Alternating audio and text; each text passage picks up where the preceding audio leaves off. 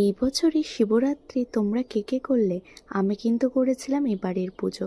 তো আমি এই নিয়ে 3 বছর করছি শিবরাত্রি। তো সেদিন ছিল আমার ডিউটি।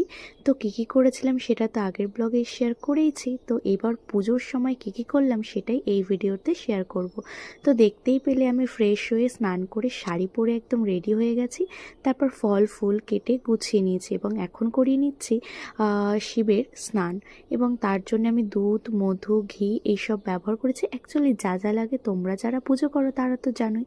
তারপর আমি জলটা তুলে রেখে দিলাম এবং সুন্দর করে ফুল দিয়ে শিবকে সাজিয়ে নিলাম এবং ফল দিয়ে গুছিয়ে পুজো দিলাম। এবং তারপর আমি সব কিছু দেখে নিলাম, ধূপ ধুনা ধরিয়ে নিলাম, নিয়ে শিবের মাথায় জল ঢেলে এবং প্রণাম করে আমার পুজো শেষ করলাম।